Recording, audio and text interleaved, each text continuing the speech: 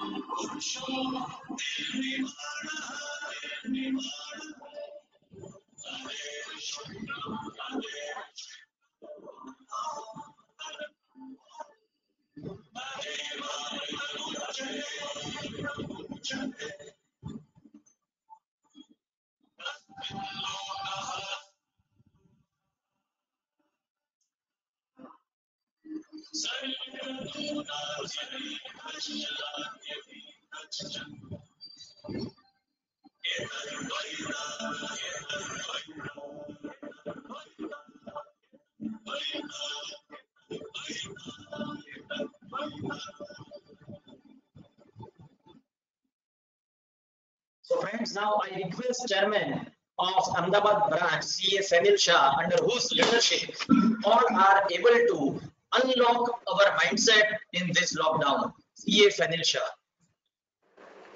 Thank you, Vishen Bhai. The speaker of the day, CA Mayur Naikji from Mumbai, to discuss upon the background and the interpretation issues in this international taxation. The chairmen of various other branches of Gujarat joining with us, the chairman of Direct Tax Committee of Ahmedabad branch, CA Sunil Sangweji, the secretary of branch, CA Bishan Shah, and the members attending from all over the India. I welcome you all to this particular webinar series exclusively dedicated to international taxation. Friends, we had very awesome response to direct tax, also to RERA, also to indirect tax. So then thought of that in this lockdown 2.0, why don't we come up with this international taxation? And yes, we are back with that. Now, friends, apart from this, once we end up this session, afterwards that we are also having a session on trademark. And it is also one of the pertinent topic which we need to have an idea of. So I request you all to take the benefit of that. Tomorrow and in the evening, we are also having a panel discussion on RERA 2. Then tomorrow we are having one unique session on payment gateways. There are different types of payment gateways, what are the differences between them? What kind of security measures to be taken while we are assisting any of the clients to use a particular gateway. So we are having a session on that too. And various more unique creative sessions to come up this Saturday and Sunday. Soon when they are launched, I announce with respect to that. Now, friends, once we start up with this series, right now, if you see on your mobiles in WhatsApp, one group has been formed just now that is on international taxation, right? A webinar. So any kind of doubts you have or any kind of difficulties you have, you just post it on that. We will try to redress it as soon as possible. Moreover, also one compilation will be prepared of this PPTs, the discussion done and the doubts being asked.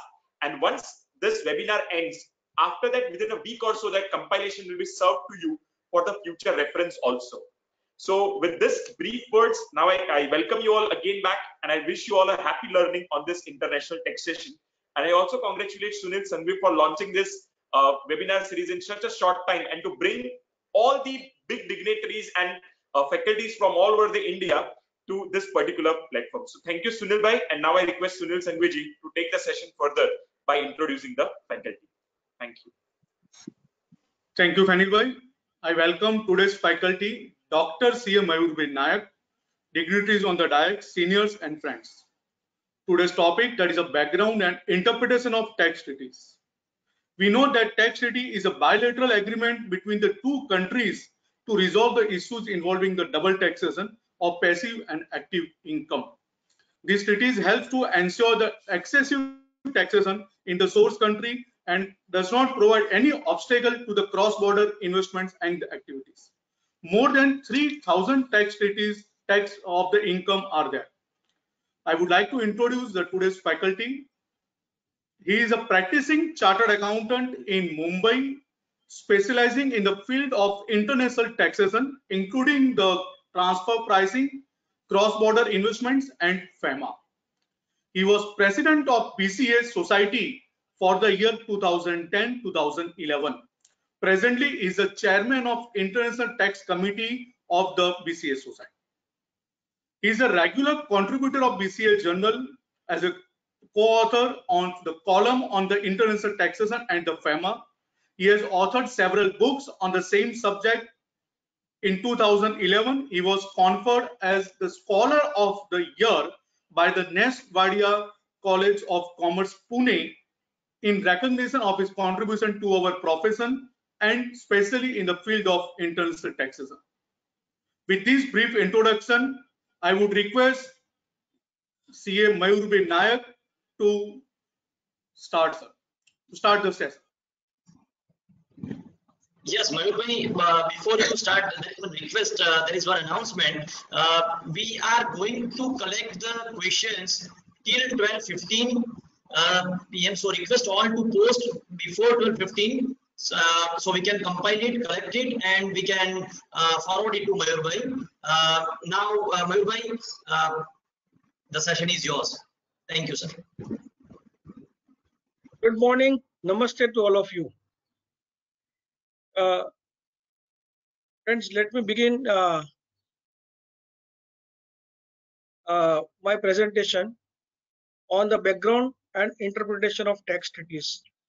First of all, let me thank my dear friend Dinal Shah and the office bearers of Ahmedabad branch for giving me this unique opportunity and sharing my thoughts on this very interesting subject on background and interpretation of tax treaties. So let's begin. To start with, I presume that most of the participants would be new to the subject, and therefore I would take you through the basics of the double tax avoidance agreements, how they evolved over a period of time, what are the different types of DTAAs, and how does one interpret them in our application of double tax avoidance agreements in the real life situations. So if we start with what is double taxation, we have different kinds of double taxation: juridical double taxation or economic double taxation. Juridical double taxation means the same income is taxed in two different jurisdictions. For example, branch profits. The profits arise to a branch would be taxed in the source country as well as in the country where the parent or head office is located. And therefore, it is a juridical double taxation. Then we have economic double taxation. That is, the same income is taxed in the hands of the two different people. We have a classic example of dividends.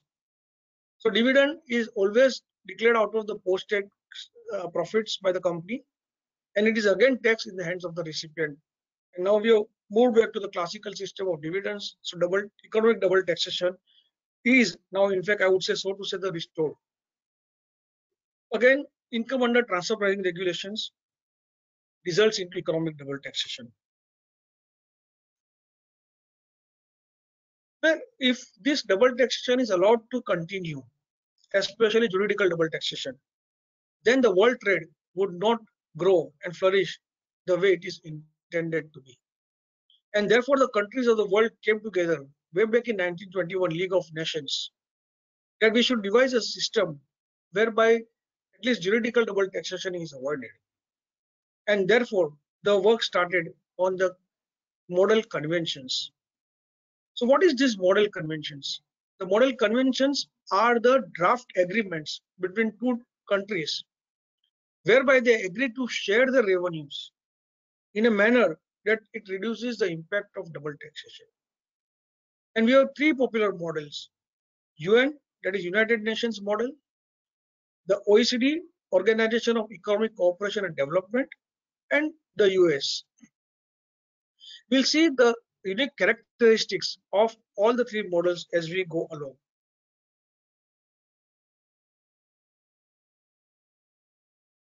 In the real life situation, a final convention could be a combination of all the three models. If you really look at the UN model, United Nations model, that is between a developed country and a developing nation.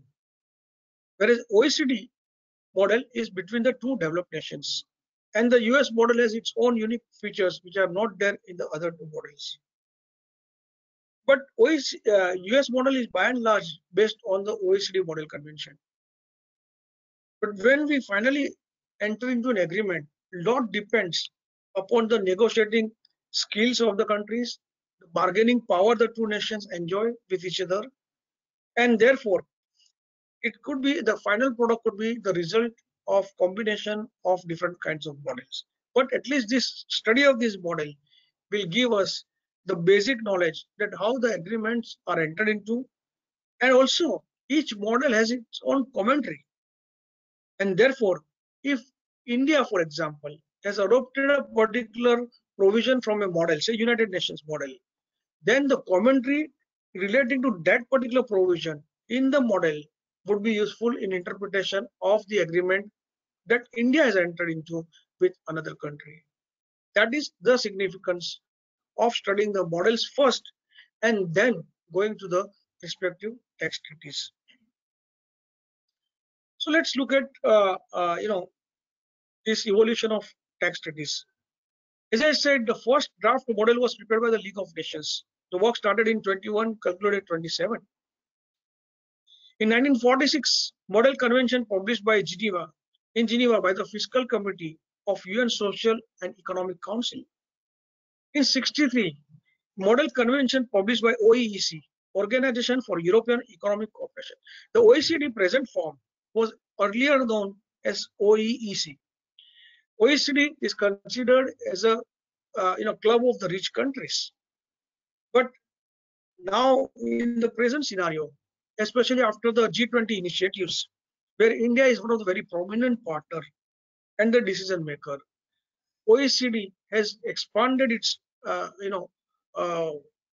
membership, and there are many developing nations also have joined. Though India is not yet part of OECD, but India has joined as an observer to the OECD, and India's views are prominently heard in OECD these days, especially after the BEPS program, that is base erosion and profit shifting. Base erosion and profit shifting, the relevance of OECD has gone up because OECD has initiated that project along with other countries. In 1977, the final draft in the present form was approved by the OECD, Organization for European Cooperation and Development. OECD Model Convention was revised in 92, 98, 2000, 2003, 2005, 2008, 2010, 14, 17, and now post MLI. So friends, if we see that there is a constant update of the OECD Model Convention based on the exigencies of the need, trade and business, and also the way trade and businesses are developing, and therefore tax laws has to be in tandem with the development happening in the business world. Let's look at the evolution of the UN Model Convention. The 1968 first draft was prepared by the United Nations. As I said earlier, that in OECD, it is between two developed nations. And when two developed nations enter into an agreement, both the countries are developed. So what they need to do? They need to, the sharing between two developed nations would be on a different footing. There the principle of residence is given an importance. Whereas in case of a developed and a developing country, the flow of technology and investment would be one way from developed nations to the developing nations. And therefore, the source country, that is where the activities, business activities are generated, or the flow of investment is destined, will get a first right to tax the income. So in 68, the first draft was prepared by the United Nations. And in 1980, the final draft in the present form was approved by the expert group formed by United Nations. And of course, as in case of OECD, UN model also has undergone many updates in 2001, 11, 17. Mind you, the UN Model Convention is actually a shadow of the OECD Model Convention. But then there are certain fine-tuning or certain changes which are made. So most of the commentary of the OECD Model Convention is applicable in UN Model Convention, but wherever there is a departure in the model itself, the commentary also makes a different comments or observations. US model. Now, US says that there is a, these two models we don't agree. We will have our own model. And therefore, they have came up with US model. There is no formal commentary on US model, but what they have done, they have come out with a technical explanation on the US Model Convention. One of the peculiar feature I would just draw your attention to is fees for included services. Normally, we have heard of fees for technical services. Here it says fees for included services. Now, what is the difference between fees for technical services and fees for included services? In case of a technical services, one renders the services, the others is a recipient of service. One may use the technology in rendering services, but one may not part away with that technology to the user. Whereas in case of fees for included services, one not only renders services, but also imparting knowledge on how to use it, parting with the technology, and that is fees for included services. So that is the distinction between the two, and that is the unique feature of US model.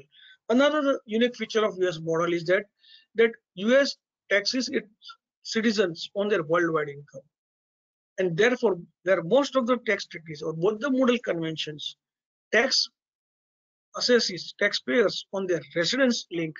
In case of USA, they are taxed on their citizenship as well. Okay. So there are many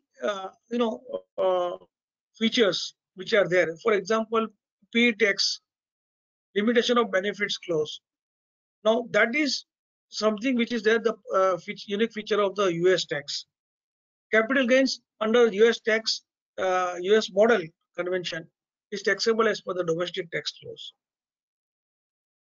There are other features which are common to other models. Is certain incomes are taxed by country of source under both the models. For example, income from immovable properties, income earned by a permanent establishment, dividend, interest, etc. Now, how income earned by PE is taxed in both the states? We may not go into the details of what is PE, how to determine, but just give you a simple example. Permanent establishment is nothing but a replica or the extension of the main office, head office. And the classic example is a branch. So branch is nothing but a permanent establishment. For example, an Indian company has a branch in United States. Then that branch becomes a PE of Indian company in USA. Now, when branch is operating in United States, naturally US will levy tax on that branch, as well as the branch profit will be merged with the HO profit in India, and therefore it will be taxed in India as well. Of course, there are provisions for getting the relief on the double taxation. But US has a peculiar provision, and that is when that branch wants to remit the surplus, then US would, or that branch would be subjected to something called PE tax, permanent establishment tax. Because had it been suppose a subsidiary instead of a branch, then subsidiary would have declared a dividend. That dividend would have come to an Indian company by way of income, and where the US might have collected withholding tax on their dividends, and therefore PE tax would be equivalent to the withholding tax on dividends. So there is a parity on the taxability of in the either model. Interest, dividend, again, it is taxed in both the countries' state of residence, state of source.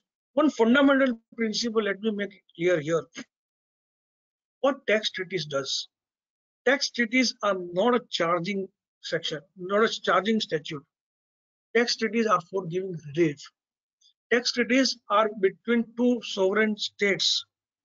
it is talking about distribution of their taxing rights of two sovereign states. And therefore, it cannot result into a more burdensome tax treatment than otherwise provided in the domestic law of a country. And this has come up several times before the courts, that whether tax treaties can create a charge of tax. Courts have clearly interpreted there is no question of tax treaties creating a charge. Charging section is only the domestic law. In India, we have section 4, which has a charging powers. Then we go further.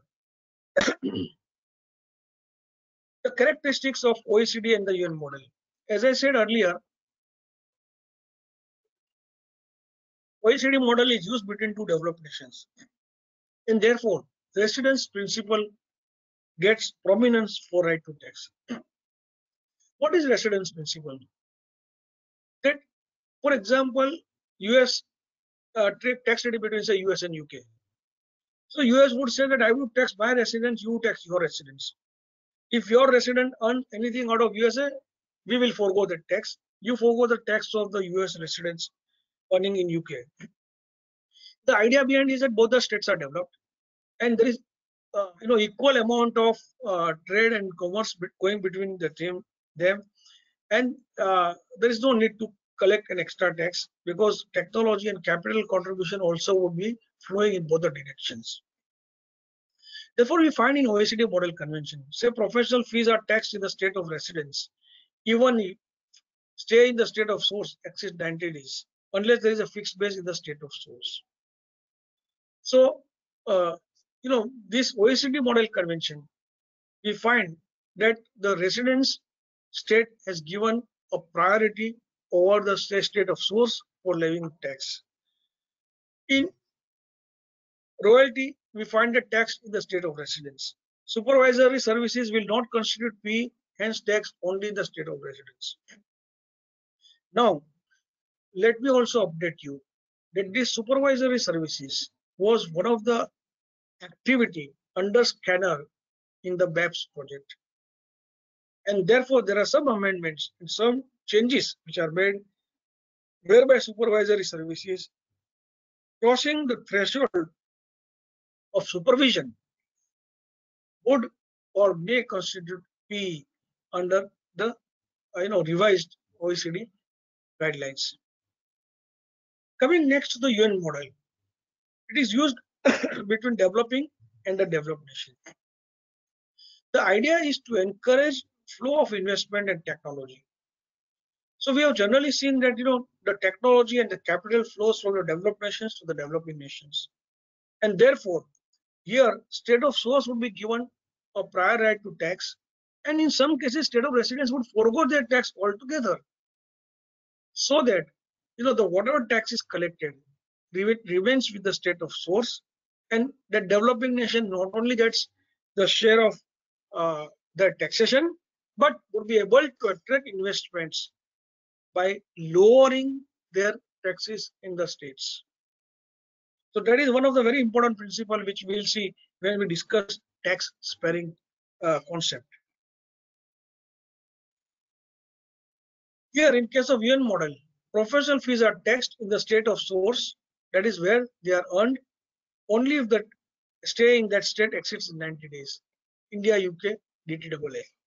Services may constitute fee and taxed by the state of source. Now, this is a unique feature which is there in the UN model, where people say that taxation of services or fees for technical services article is an Indian gift to the world, because earlier fees for technical services, there was no separate article, it was subsumed in the business profits article. Okay. So services may constitute permanent establishment, and service fee clause is now very widely used worldwide, not only in Indian tax treaties. Of course, Indian tax treaties, almost all Indian tax treaties have a service fee clause. Okay. And in the absence of service fee clause, one has to apply the fees for technical services article or business profits, as the case may be. Let's look at general methods of taxation in source country. So when we say that source country has a right to tax, how does one source country actually taxes such kind of income? So one is that may tax the whole income at full rates as per the domestic tax law. Okay. For example, if there is a branch of a UK company in India, that branch would be taxed at the rate of 40%, plus applicable surcharge, education cess, whatever. So profits are taxed at the full rate in the source countries. Or it may agree to tax income at a reduced rates. For example, maximum cap is provided in the treaty on the rates of taxes on income like royalties, dividend, interest, etc. So normally it is provided. Let's say royalty income will be taxed in the state of residence. However, it may be taxed or may also be taxed in the state of source, but the rate of tax should not exceed 10%. Now, wherever the treaty provides a fixed rate of taxation, it is interpreted that the rate cannot be increased by even education cess or even surcharge. So some treaties do provide periodical reduced rate. For example, for the first 5 years of the convention, the rate would be 1x, normally it's 20%, and after 5 years, 15%. So some reduced rates or some relief is given in the tax rate after a period of time. So here is an example: royalty taxable for the first 5 years at the rate of 20% and 15% thereafter in case of India UK DTC. Many times a country may retain the right to tax but don't tax. For example, Mauritius. We had a classic case of India Mauritius tax treaties where India Mauritius is the second largest investing country in India, though Mauritius per se does not have many industries or good companies, but India Mauritius tax treaty was very, very attractive because for the reason of this capital gains tax. It was provided. I am talking about the pre-2017 grandfathering amendment which has come in the India Mauritius tax treaties. It is provided that if a Mauritius resident earns capital gains from India, then that capital gains will be taxed only in Mauritius and not in India. Now, here the right was given to the state of residence, but then state of residence chose not to tax that. Okay, and therefore that income became totally not taxable, totally free from taxation, and therefore the Mauritius treaty became very attractive, and many companies worldwide chose Mauritius as their base to invest in India. When we come to the types of DTAA, we find that there are comprehensive DTAAs, there are limited DTAAs. So one more thing, let me brief you here that DTAA is known in a various names. Okay, it's double tax avoidance agreement. They are called tax treaties. They are called double tax conventions. They are called ADDT, avoidance agreement for avoidance of double taxation, ADTA. So lot of we may call them interchangeably tax treaties or DTAAs or even tax conventions. Coming to the coverage, there are two types of DTAs. One is comprehensive, one is limited. In case of a comprehensive DTA, all types of incomes are covered. Now, a typical DTA, we'll see the format of that, but suffice to say here is that, like we have heads of income, okay, salaries, business profits or professional income, then we have capital gains, we have income from other sources. In DTAA also, all types of different heads are there. Only thing is that there are definition sections, and the income from business profit is further subdivided into different subheads like income from shipping and aircraft, royalties and fees for technical services. They are actually subset of business income, but then they are taxed separately. Then interest and dividend, like income from other sources, there is a other income article also, but then there is a separate articles on dividend, interest, salaries, again, dependent personal services, or in case of a professors, scholars, or diplomats. So likewise, various subheads are further subdivided into different parts. Limited tax treaties are limited only to some types of income. For example, India-Pakistan. We have limited tax treaty only with respect to the airline and shipping. Likewise, there are a number of countries where India has a limited tax treaties, limited to only certain type of income, okay, and not beyond that. Then the nature of tax treaties. There are bilateral tax treaties, which are between two countries, okay, multilateral treaty between three or more countries, and this is where now multilateral instrument MLI, which is popularly known as, is gaining importance. We have separate session on MLI, so we'll not go into the detail. But suffice to know here is that multilateral instrument is now a superseding or one more layer on the tax treaties. Okay, because multilateral instrument is an instrument through which the countries of the world have come together and they have decided that how our tax treaties would be modified. So more than 3,000 tax treaties would be affected through the MLI multilateral instrument. So there are, but barring this, there are other multilateral tax treaties, and mind you, these treaties right now, of course, we are restricting to the tax treaties, but the treaty could be of any nature. It could be on economic cooperation. It could be a bilateral, economic tax treaties. Likewise, we have a SAARC nation, so we have multilateral treaty with all the SAARC nations. ASEAN is there. Okay, so there are the trade blocks, but those trade blocks have that treaty at the back of their association. We have this Indian and Nordic conventions which are there, multilateral. Okay, then administrative assistance and ancillary conventions. So we have some tax treaties or some treaties only for exchange of information, tax information exchange agreement, which we signed with Argentina, for example, on 27 January 2013. We have a mutual administrative assistance in tax matters by South Asian nations. We have some agreements with some tax havens of the world, whereby only exchange of information is, treaties are signed, and it does not deal with any, taxation matter also. So likewise, we see that lots different types of treaties, different types of DTAAs, and the agreements worldwide. Coming to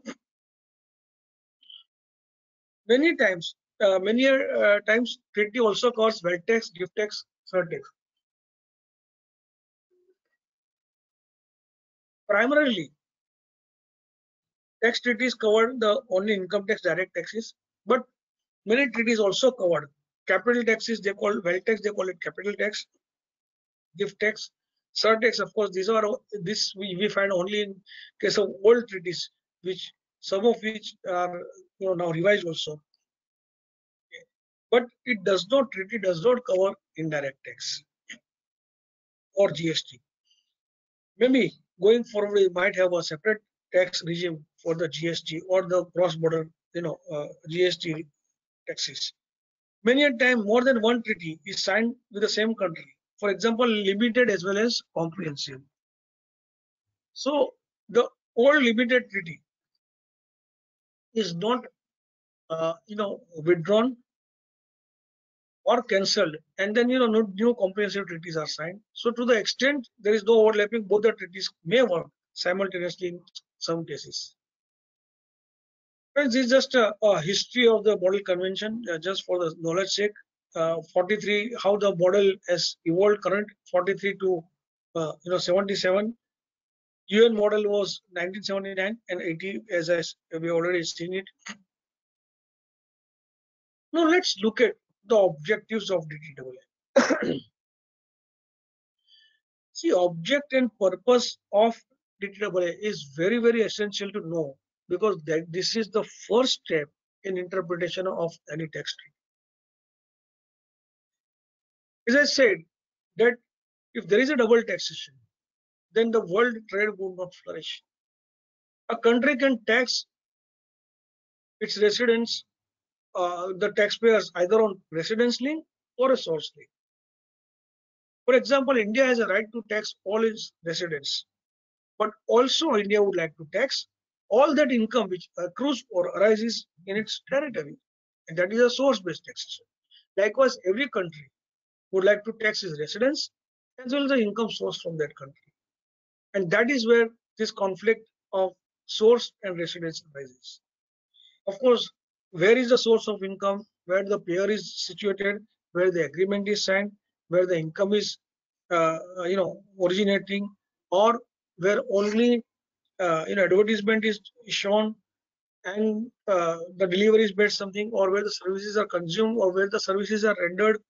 There are a host of controversies. I think Rashmin Bhai will deal with when he talks about the e-commerce. That's a basic point of controversy, source versus residence. And let me tell you, friends, still world has not come to a consensus on that. But what is the primary objective of DTAA? The principal purpose of double taxation conventions is to promote by eliminating international double taxation, exchange of goods and services, and the movement of capital and persons. It is also a purpose of tax convention to prevent avoidance and evasion. This is the model convention commentary on OECD model. So as the name suggests, the principal purpose is to avoid double taxation and then encourage exchange of goods and services and movement of capital and persons. It also says that the purpose is also to prevent an avoidance of tax evasion. How? We will see. In fact, this particular objective has found now prominence after the BEPS project. It is one of the mandatory requirements of the BEPS project. So that's OECD on the object and purpose. But then let's look at the UN perspective. It says to protect taxpayers against double taxation, whether direct or indirect. It says that to encourage free flow of international trade and investments, to encourage transfer of technology. You look at the objectives from OECD to the UN perspective. It talks about the flow of international trade and investment to encourage transfer of technology. To prevent discrimination between taxpayers, again a very laudable object. To provide reasonable element of legal and fiscal certainty to the investors and traders. In the absence of tax certainty, there will be a chaos. That's what the world is suffering in most of the countries. To arrive at an acceptable basis to share the revenues between the two states. To improve the cooperation between taxing authorities in carrying out their duties. This can be done by mutual exchange of information. This can be done by the provision in the tax treaty articles on cooperating for collection of the revenue also. Okay, if somebody has absconded to a country by not paying taxes in India, India can invoke the provisions of the tax treaty and compel that country to exchange information about his whereabouts. Okay, tax related method, of course, and to get assistance in collection of taxes due to this country. So, if we really look at the UN's perspective, is tax treaty should contribute to the furtherance of the development aims of the developing countries. That is the core of the UN perspective, and that is the reason UN has come out with the model which gives right to the source state to tax income. So developing nations' interests are protected in case of UN model convention. Now let's look at our Indian perspective. Provisions under the domestic law and judicial reviews. So we look at the objective from both perspectives. One is a legal provisions and one is a judicial interpretation. Treaties signed by India do recognize economic considerations as part of objectives of double tax conventions, besides traditional objective of avoidance of double tax. So economic cooperation, economic development, the growth of economy, and the flow of investment, trade and commerce is also one of the prominent objectives under the Indian tax laws of signing tax treaties. So in 2003, the amendment was made in the Income Tax Act, which clarified that government may enter into a tax treaty for the purposes of promotion of mutual economic relations, trade, and investment.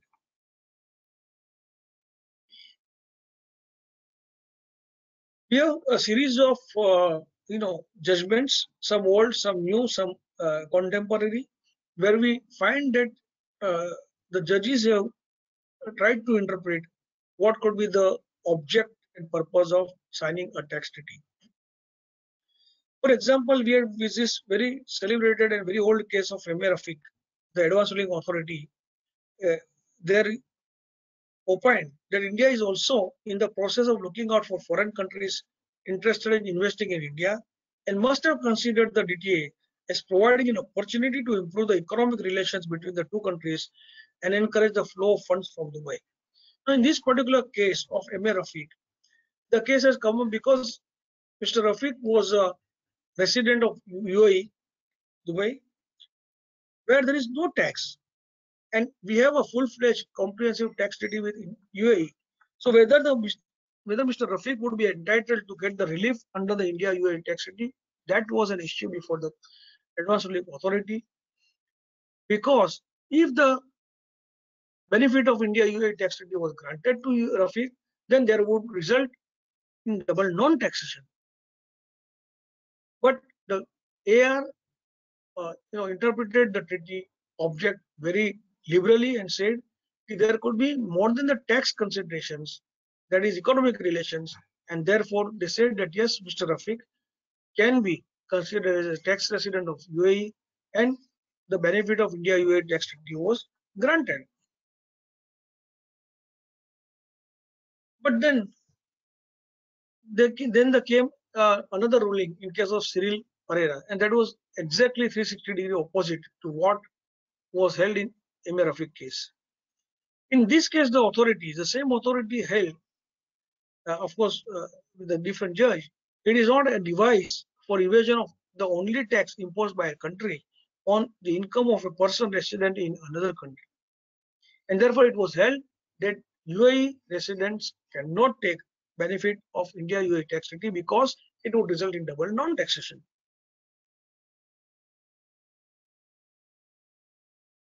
But then the Supreme Court decision came in Azadi Bachao Andolan. In this case, an important principle, which came for the interpretation of tax treaties, that was that the treaties, the apex court held that the treaties are entered into at a political level and have several considerations as their basis. This decision was in the context of India-Mauritius tax treaty. Again, the issue was when there is no capital gains tax in Mauritius, and if the India-Mauritius tax treaty is, given, allowed to be taken benefit of, then it would result in double non-taxation. But the Supreme Court held that yes, it could be possible. The court went to the extent of saying that even if it results into treaty shopping, the same cannot be stopped unless there is a provision in the treaty itself of tax avoidance, prevention of tax avoidance, that is a clause like limitation of benefits. So here the court said that yes, treaties are entered into at a political level for several considerations, and therefore we ought to honor international obligation.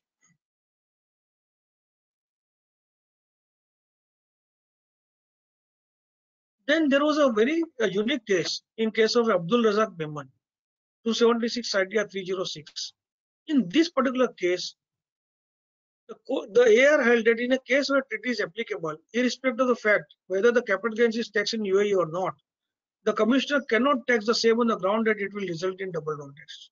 So here again, the benefit of India-UAE tax treaty was granted. But now, this is all matter of past. Let's look at what is happening in the current scenario, that is post-MLI. So here in MLI, one of the minimum standards of MLI is paragraph 4 of Article 6 of MLI, which says that we need to amend the preamble of the tax treaties. And India also has amended its preamble. Article 6 says that purpose of covered tax agreement. Covered tax agreement is an agreement where both the countries have agreed to make changes in their tax treaties. Okay. So they have, suppose India has covered a Singapore agreement or notified that okay, then Singapore becomes a covered tax treaty.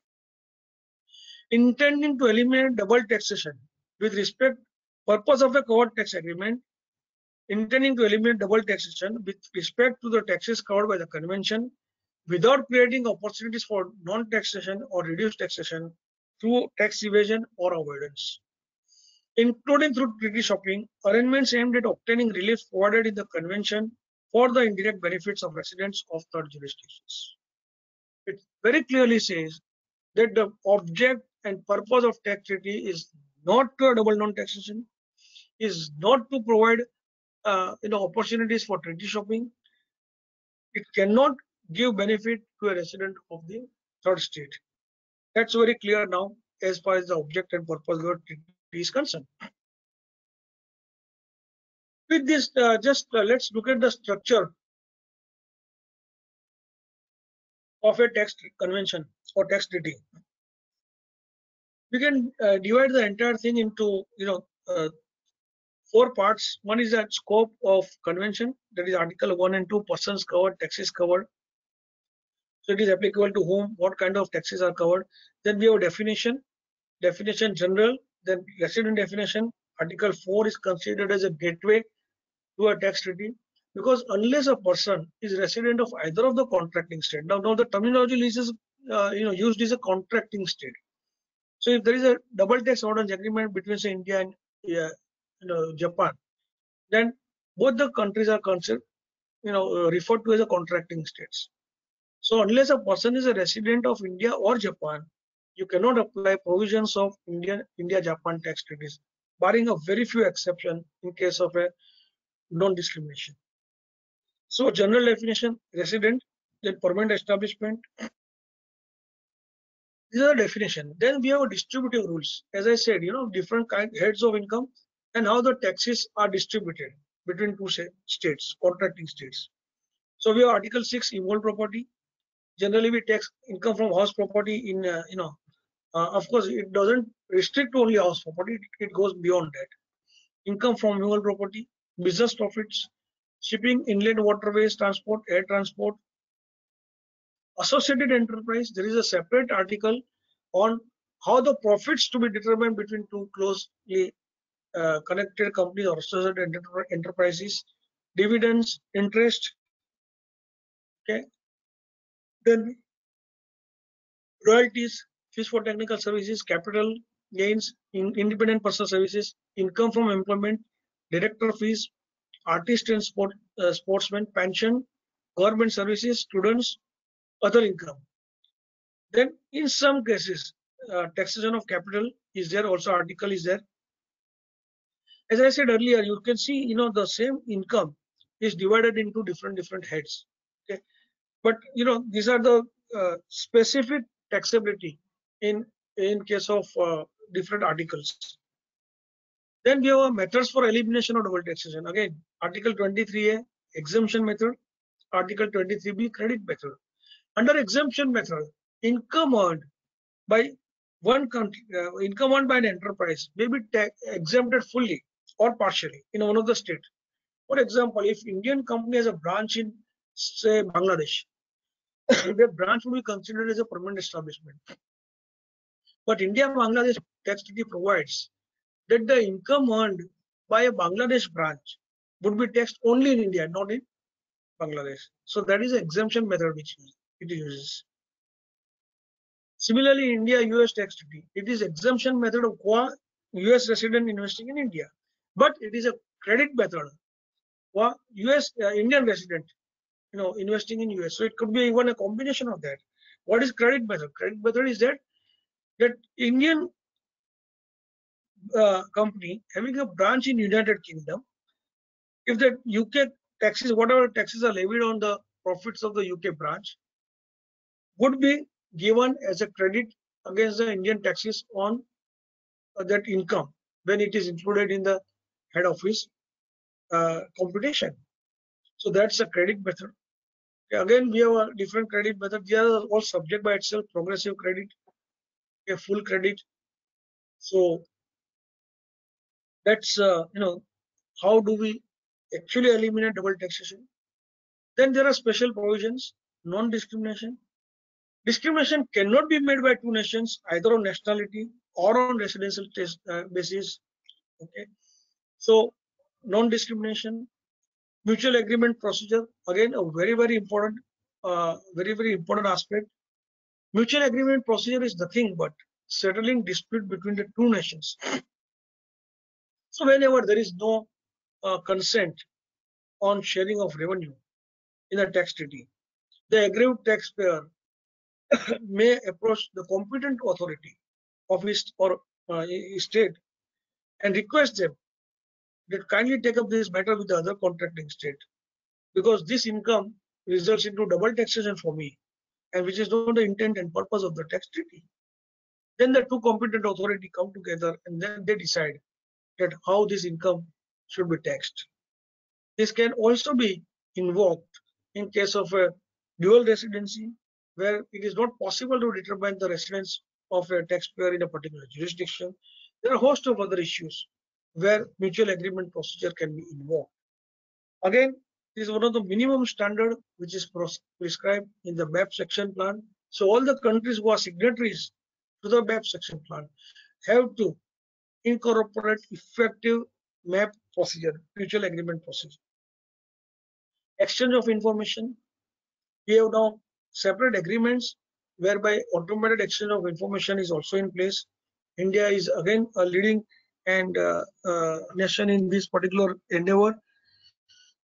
And a lot of informations are being shared these days between and amongst the nations on a daily basis, on an automated exchange of information basis also. But here it is a specific exchange of information under a tax treaty, whereby one country can ask the other country that kindly share the tax information in respect of a particular person. No fishing inquiries are allowed. Specific inquiry can be made under a tax treaty. Assistance in collection of taxes, we already discussed. Members of the diplomatic mission and consular post, again, they are taxed in a different manner, and then the territorial extension. And then we have final provisions when the treaty comes into force, what are the provisions for the termination. So the relevant date of the convention, date on which the convention is signed, mentioned at the end of every treaty. Okay. But the date of signing of convention is not the date of entry into force. It would be invariably mentioned that the convention will come into effect from a particular time, maybe either financial year commencing after the signing of the date, or after the publishing in the official gazette notification is issued. So this kind of clarification would be there in the treaty, and from that date it would come into effect. Ratification of treaty by the legislative executive consent in each contracting state in accordance with the domestic law. So there are two methods for effecting the DTA. We'll see, if time permitting, what are the two methods and how it comes into effect. Date of exchange of notes. Notes are exchanged between the contracting states confirming ratification of treaty in each state. Date of entry into force. Treaty enters into force either upon the date of exchange of notes or a period thereafter as specified in the relevant treaty. As I said, we need to go to the treaty to find out the effective date for the treaty to be coming into place. So as I said, how the treaties are given effect in a country. So there are two general views or two methods which are prevalent in the world. One is a monist, other is a dualist. What is the difference? In the case of monist, means international law and international national law are part of the same system of law. Okay, so where double tax avoidance agreements would override the domestic law because they are part of the same system. But in case of a dualist view, international law and national law are separate systems. It's like we have in our Hindu scripture Dvait and Advait. Okay, Advait means you and he are separate. Dvait means both are one and the same. So in dualist, DTCs become part of the national legal system by specific incorporation or legislation. DTC's provision may be made subject to national provisions. So each treaty they need to put before the parliament or whatever the top authority in that country. After they pass the legislation, then only that treaty can become effective. In US, both are equal, but lateral law will prevail. US says that we have all the right. If any tax treaty is detrimental or found to be detrimental to the interest of US, even after several years, we may change our law, we may change our interpretation unilaterally, which many countries have opposed, but it is US which has always prevailed upon such opposition. Indian, as you know, in Indian scripture again, we believe in Advaita, that I and my master, we are the same, part and parcel. I'm Brahmasmi, I'm the part of that macroscopic, macro energy. And therefore in India, of course, option to assess it's a part of the monist view where the Indian competent authorities have a delegated power, of course, from the parliament to enter into such tax treaties and giving them effect. But we have a section 92 which says that there is option to the assessee to choose the provisions which are more beneficial to him. Okay, and we have CBDT circular in place which says that DTC would override the domestic tax. There is one exception which now is there under GAR. If the GAR is invoked, then the obligation under DTC may be denied to an assessee, or a relief under DTC may be denied to assessee, because if there is arrangement which are crossing the threshold of general anti-avoidance regulations.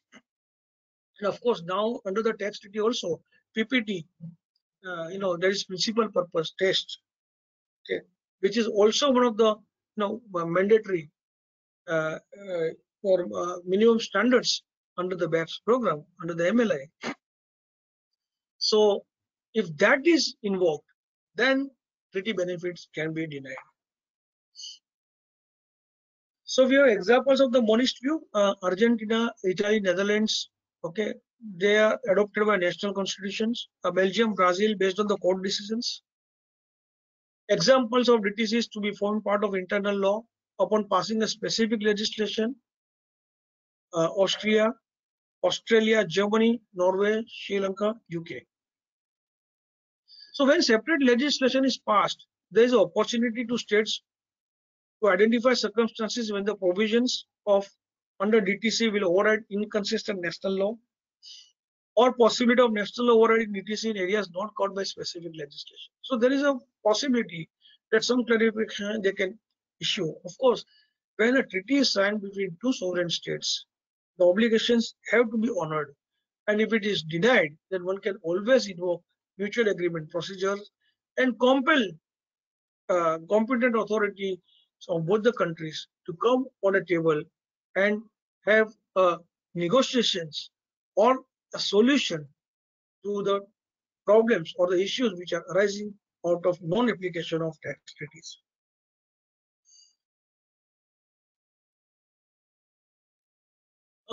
Let's move further on the interpretation of tax treaties. How does one interpret tax treaties? So we have Treaty of Treaties, okay, Vienna Convention on the Laws of Treaty, VCLT. Okay, now this is VCLT is a universal convention which was signed in Vienna by all the countries of the world in how to interpret tax treaties. Now this is not how to interpret treaties, sorry, not tax treaties, not only tax treaties. It includes tax treaties, but it is for the interpretation of any treaty which is signed between two nations or multilateral conventions. So we have this Article 26, Pacta Sunt Servanda. What it says that all treaties must be binding upon the parties to it and must be performed by them in good faith. The essence of this is that the treaties must be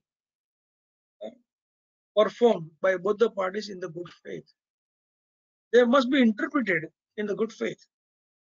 The next, internal law and observance of treaties. A party to a treaty cannot invoke the provisions of internal law as justification for its failure to perform a treaty. So, it should not happen that a country says, no, I cannot, honor my obligations because my domestic law does not, permit me to do so. That's not possible. Of course, there are cases where this particular, article has been breached by many countries, and unilateral, measures are being taken whereby this article is breached. Some cases the countries could prevail upon. In case of very powerful countries like USA, nobody could force or go beyond a particular measure. Then we have Article 30, application of successive treaties relating to the same subject matters. So what it says that sometimes parties to the treaty subject themselves to provisions of other tax treaties that may be entered at a later date. In such cases, provisions of that later treaty shall prevail. Now, for example, we have this MLI, multilateral instrument. Now, this is a successive treaty, okay, compared to the what original treaty has signed, and therefore it is perfectly all right under Article 30 to interpret tax treaties based on the latest treaty or the latest update or the latest amendment to the treaty, okay, and then giving effect to the earlier provisions. Similarly, many treaties provide for the most favored nation clause. MFN is of course a word which is coined by the professionals. There is nothing called MFN you find in the treaties, but in essence, what MFN means that if suppose India has signed a treaty with a particular country with a certain limitations, and tomorrow India signs a very liberal treaty compared to what it signed with the country A, then country A can prevail upon India to extend the similar benefits to it. We have a classic example, okay, in India with respect to the India-France. Okay. In India-France treaty, it was provided that dividends interest royalties FTS, which if India signed a treaty after 1st September 89 with any OECD country, and where the incomes are taxed at a lower rate than what is provided in India-France, or the scope of taxation is reduced, okay, then the provisions of the India-France tax treaty stand modified to that extent. Just to give you an illustration, let's suppose India-France treaty provides for taxing royalty at the rate of 15%. Later on, India signed a tax treaty with say, another OECD country, say Belgium, and India agreed to tax at a 10%. Then, notwithstanding provision of 15% tax in India-France treaty at 15%, that stands reduced to 10%, because India agreed lower rate of tax vis-a-vis another OECD country called Belgium. So that is called as a most favored nation. So if successive application is there or amendments are there, they would be made applicable to the earlier treaty. That takes us to further interpretation of tax treaties.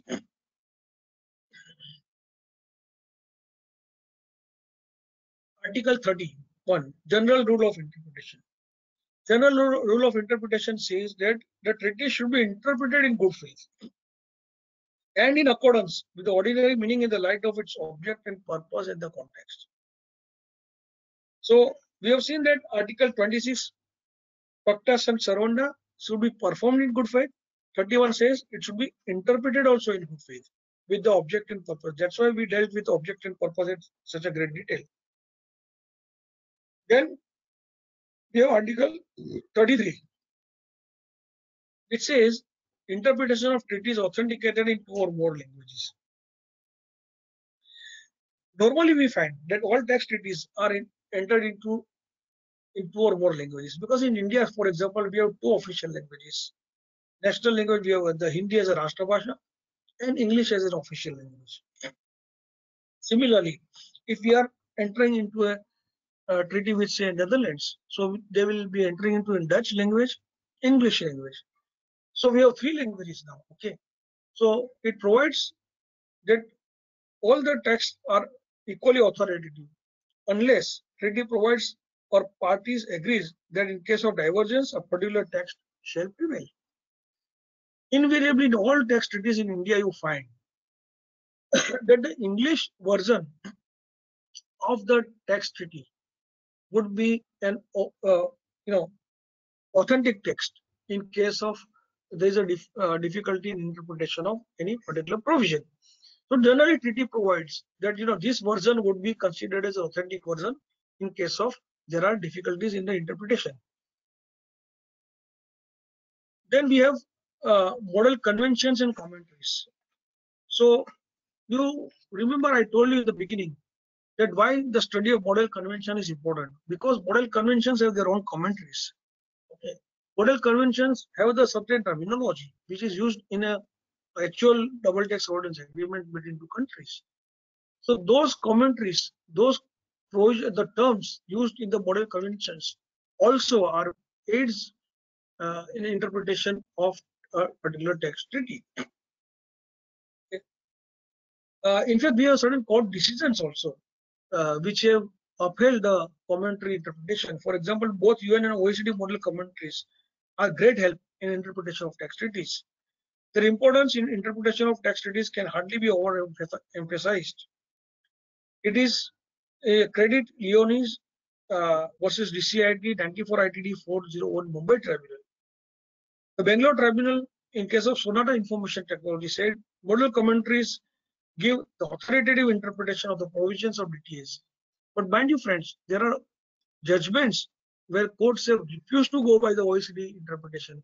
They said that these commentaries are only persuasive in nature. Naturally, this interpretation or the commentaries are not binding on Indian judiciary, but they are great help in interpretation of tax treaties. And in some cases, even apex court have held that yes, they are a good means of interpretation. Technical explanations on US model, which is very, very important, because if we have signed suppose India-US treaty based on the US model, then of course we need to resort to the US technical explanation. Especially, it gives a lot of explanation on the fees for included services or various other nuances which are unique to the US model. Then we have judicial rulings. So we have a host of decisions right from the tribunal to the apex court, Supreme Court, which gives fabulous or fantastic guidance on interpretation of tax treaties. I would like to just draw your attention to a couple of cases which are celebrated cases. For example, CIT versus Visakhapatnam Port Trust. Of course, it's very old decision in 1983, 144 ITR 146. I still feel, or in those early days where tax treaties are not very well known, Andhra Pradesh High Court gave a fantastic ruling on the interpretation of permanent establishment, business connection. One must read this, judgment as a student of international taxation. Then we have this celebrated case of Union of India versus Azadi Bachao Andolan. 203, this decision came, 2003, sorry, 263 ITR 706 Supreme Court. And this particular decision has referred to so many of earlier judgments of English court and what is the avoidance of tax and treaty shopping and all the aspects of tax evasion, tax avoidance, everything is discussed in this decision. We have Bangalore Tribunal, though it is a tribunal decision, but fantastic decision for the interpretation of tax treaties. Sonata Information Technology, 103 ITD 324 Bangalore, and of course the celebrated Vodafone decision case by the Supreme Court on the interpretation of tax treaties. Then we have these provisions in the parallel tax treaties. Sometimes we find that it is difficult to interpret provision. For example, India-UK treaty, India-Singapore tax treaty, both provides fees for included services. But none of these treaties have defined what is fees for included services. But when you look at India-US tax treaty and you look at the protocol, the protocol gives a lot of examples of what would mean by the fees for included services. So can one draw the examples of India-US tax treaty while interpreting India-UK or India-Singapore tax treaties? Some courts have said yes. There are decisions which are against. Okay. So there are a host of decisions in favor. Azadi Bachao Andolan, Boston Consulting. Okay. Then there are decisions which are against, which is a Kulangan Chettiar's case or Vijay Shipbreaking, SR Oil. So both ways courts have interpreted in this particular case. International articles, essays, reports, yes. They are definitely, even the books. For example, in Vodafone's case, the book written by Professor Roy Rohatgi was referred to. Books written by Klaus Vogel have been quoted in many decisions, including Vodafone and other decisions. So yes, interpretation, the courts have taken cognizance of the interpretation by the learned scholars, professors. Okay, and in fact, in DCIT versus ITC Limited, 85 ITD 162, Kolkata Tribunal relied the essay to support its observation. Okay. In case of Visakhapatnam Port Trust, the High Court obtained useful material through the international articles. There is also cahiers which are published by the IFA Netherlands, International Fiscal Association, and that also would be a good aid to the interpretation. Cahiers are the books which are there. Every year IFA, which is a worldwide body on subject on study of international taxation, Fiscal Association, where governments, scholars, economists, chartered accountants, lawyers, tax practitioners are members, including Indian government. They have an international congress every year, and then they publish research papers on 2 subjects, and those are in-depth study, and that also could be referred to for the interpretation of tax treaties. In addition to this protocol, a protocol is an integral part of the tax treaty and has the same binding force as the main force clauses. Sumitomo Corporation 110 TTJ 303 Delhi. So protocol is generally at the end of the tax treaties, and one should not miss out on reading the protocol for interpretation of tax treaties. Preamble, again, very, very important. Preamble, as I said, the India has amended its preamble, okay, of the tax treaty and provided after this, minimum standards on treaty abuse, which is there. So as per the BEPS section plan, India has amended its preamble to say that double non-taxation is not one of the objective, or the treaty would try to prevent double non-taxation in treaty shopping. Then mutual agreement procedure. So if everything fails, and there is, no way one can reach to any conclusion unilaterally, then both the competent authority comes together, and then they try to, settle. They try to find out what was the object and purpose of signing a tax treaty.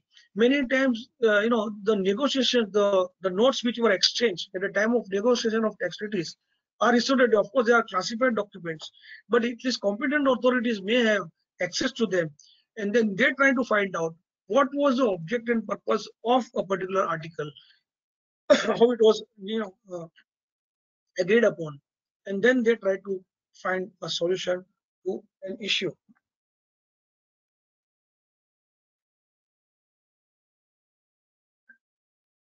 Listen, by how much time we have? Mayur, you may continue for 5 minutes more. Okay, so I think in 5 minutes I would be able to wind up on this interpretation. So we have different approaches to interpretation of tax treaties: static, ambulatory, objective, subjective, theological. In very simple words, I would quickly summarize. Static means you interpret the tax treaty in the same manner, or the meaning which was given at the time of signing of the tax treaty. Ambulatory means you give the meaning of a particular term not at the time of signing of the tax treaty, but as on the date. For example, the definition of interest was revised, say when the treaty was signed, and the definition of interest is revised now. Then in case of ambulatory, you give the meaning to that term as on today, when you are actually applying the tax treaty or giving effect to the tax treaty. Objective, you go to the ordinary use of the words and try to interpret in the objective manner. Subjective, of course, you go to the intention of the parties why this particular term or an provision was made. And theological, you go with the aims and objective of the tax treaties. Okay, the background with which the tax treaty was signed. That takes us to last couple of slides on interpretation, of some specific terms, because these are very, very crucial. So chargeable to tax, liable to tax, may be taxed, because treaties use these terms interchangeably many a times. Okay, so what do we mean by chargeable to tax? The term chargeable to tax means the sum includable in the total income before the deductions. We have this SEDCO Forex International 279 ITR 1. Okay, it says it does not mean tax paid, and it could be an exempt income as well. Again, OECD commentary says. So income may be chargeable to tax, but it is totally exempt. We have section 10 on the statute. Okay, those incomes are chargeable, but not forming part of the total income. They are exempt. One is a liability, another is a liable to tax. Liable to tax does not mean actual payment of tax, but only that person is covered. Okay. So liability to tax, it means you are liable to tax, but you may not pay the tax.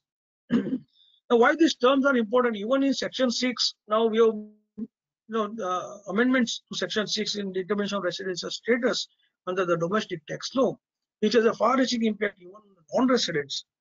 Okay, whereby it says that unless a person is liable to tax in other contracting state or other jurisdiction by virtue of his residence, okay, domicile, or any other criteria of similar nature. If that person is not liable to any other jurisdiction, then that person, if he happens to be an Indian citizen, and if his Indian source income is more than 15 lakhs of rupees, then that person would be deemed to be resident of India. Now, determining 15 lakhs of income, very easy. You can determine objectively. Okay. Is citizen of India, again, very objective. You can find out. How do you find whether he's liable to tax? How do you determine in case of a UAE resident, for example? Whether can you say that they are liable to tax? Does liable to tax include the potential liability to tax? Today there is no income tax on the individuals in residing in UAE. Tomorrow the government has right to tax. So these are all issues to be discussed and debated. Again, maybe taxed. Now many times it says that a resident of a contracting state will be taxed in the state of residence, but it may be taxed in the state of other contracting state if so so and so conditions are fulfilled. Now, what do you mean by may be taxed? So courts have interpreted it, differently. We have SRM forms, RM Muthaya, okay, where it was opined that may be taxed is a mandatory form of wording, whereby once it is provided in a tax treaty that income may be taxed in one contracting state, the other contracting state cannot levy the tax on same income. In Kulangan Chettiar's case, Supreme Court decision again, they said that we did not enter into an exercise in semantics as to whether the expression may be tax will mean allocation of powers to tax or is only one of the options, and it only grants power to tax in the state, and unless tax is imposed and paid, no relief can be sought. We have on the statute notification which was issued in 2008, okay, circular was issued by CBDT, whereby it says that wherever it is provided that any income of a resident may be taxed in the other contracting state that is other than India, such income shall be included in his total income chargeable to tax in India. So what it says in short, that wherever it is provided in Indian tax treaties, that income may be taxed in the other contracting states. Say, for example, in Sri Lanka, that does not mean India loses its right to tax. India has inherent right to tax its residents. And I fully agree that treaties generally provide relief in the state of source. Only in exceptional cases, state of residence would give up their right to tax under a tax treaty. Because there is domestic law. If they want to give up their right to tax, they can have exemptions like Section 10. There is no need to resort to a tax treaty for giving exemptions to its residents. When there are very clear terms, may be taxed only, absolutely no difficulty in interpretation, then it says it will be taxed only in that contracting state. Other interpretation issue comes when it is subject to tax or subjected to tax. Of course, when it is subjected to tax is very narrow. Okay, we have G pension trust case 280 ITR 425. Okay, where it says that where the words are used subjected to tax, it must have paid the tax. Okay, tax must have been levied, rather not paid, but tax must have been levied. Then there's a last this resident of the other contracting state is nothing but the way the term refers to a resident of a contracting state and other contracting state. It only says that one of the contracting state which is party to the double tax avoidance agreements. Friends, I think we will stop here, and these are all tax treaty policy we will not take up right now because interpretation is the key. Only one last thing I would like to just share is tax sparing clause.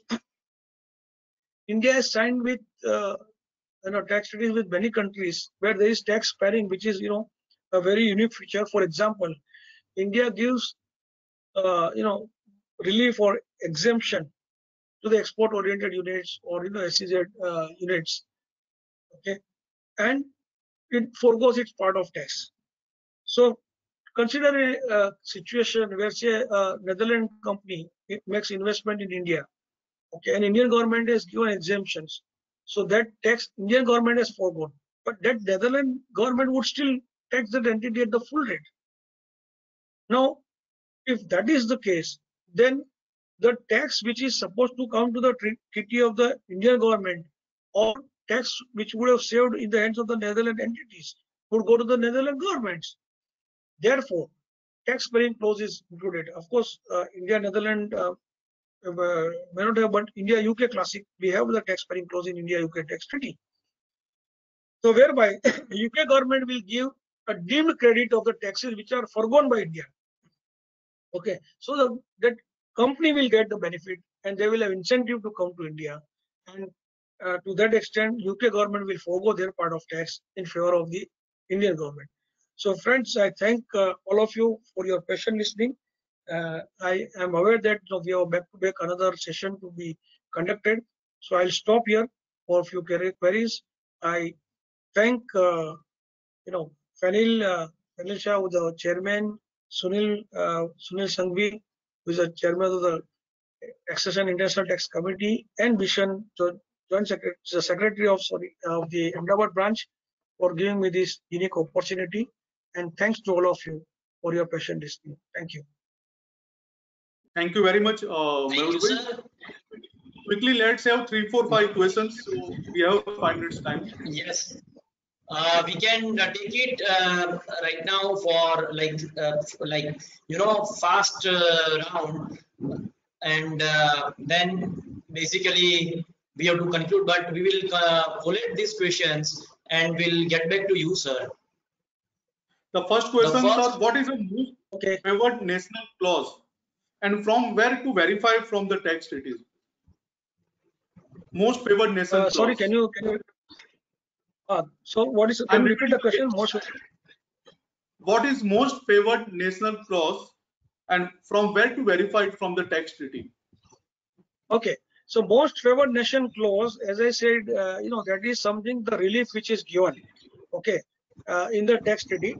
And as I gave an example of India-France treaty, which provides, normally you find the location of the most favored nation clause in the protocol of the tax treaty, where it says that if India signs any agreement, after signing agreement with, say India-France, and India agrees to a lower rate of tax or a reduced scope of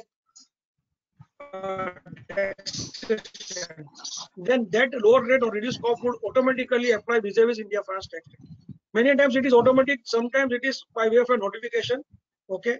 Normally, in case of India, they exchange notes or notification and then make it applicable. So normally you find this in case of a protocol. One more thing, participants are asking, would you like to suggest any reference book for this, for the learners, basically, from learners' point of view? So I would strongly, sure. So I would strongly recommend, of course, Institute Diploma course in International Taxation, and the background material which is there on, for that diploma course is quite exhaustive. Okay. Yes. One can refer to that. Then there are many books which are available, but they are subject specific. Like on PE, there are specific books but for basic, I think this would be sufficient.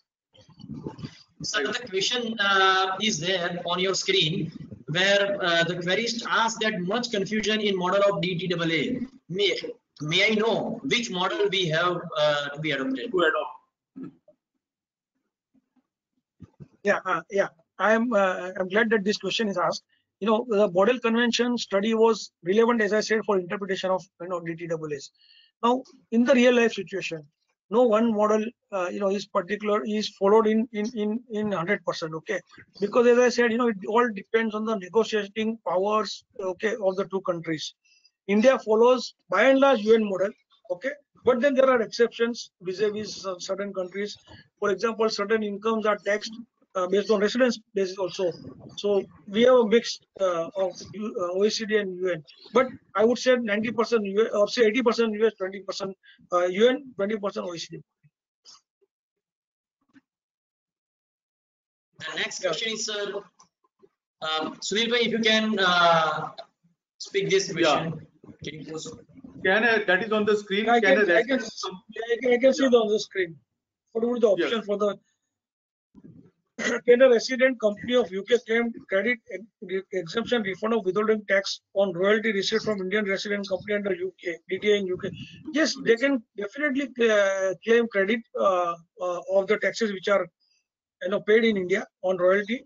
Okay, and of course now dividend definitely they would be able to claim credit of the dividend tax which are levied now under classical system. In fact, the earlier system was a little difficulty, because we had a dividend distribution tax and there was no clarity whether DDT is in the nature of income tax, and therefore there used to be always a problem of getting credit. But now with this new system, classical system, the dividend would be taxed in the hands of the recipient, and the recipient would be able to claim credit in the host country, home country rather. Sir, another thing, one last question, Bishan bhai, that what is the difference between the FTS, fees for technical service, and the fees for included service?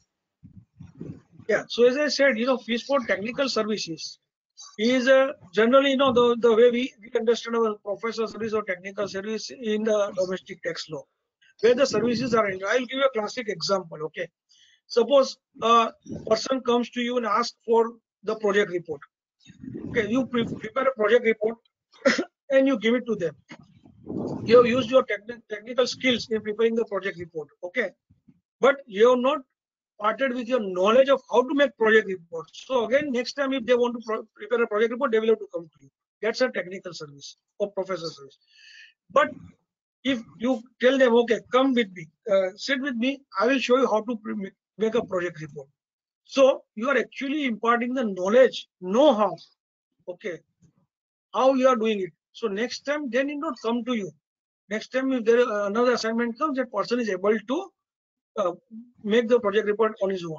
That is fees for included services. Okay, thank you very much. Going now, Yes, sir. show how. Yes, sir. Thank you so much for excellent deliberations. And we received a couple of questions which we are going to forward you. So No if problem. you can answer those questions afterwards. So on behalf of Ahmedabad branch of WRC of ICAI, Thank you very Bishan much. Shah, thank you very much, sir, Thank you. from bottom of my heart. And thank you, participants, for joining this webinar series. We are definitely going to get much more in another next 3 sessions. And Mayur bhai, whenever if we require, anyone would like to contact you. So, sir, thank you very much once again. Sure, anytime. So we are ending this. Anytime. We are Thank you having very much. next Thank you. day after tomorrow Thank you. Yes. for the transfer pricing challenges in view of the COVID-19 by Mr. Ashwin Viswanathan, Chennai. Day after tomorrow. So I request all to join at that time. Friends, our last session of Dinal Bhai is not on the same time. It's at 12:30. So I request to see that at the last. But day after tomorrow, we will be joining again. Thank you. Thank Day you very after much. tomorrow, 11 o'clock. Yeah, thank you.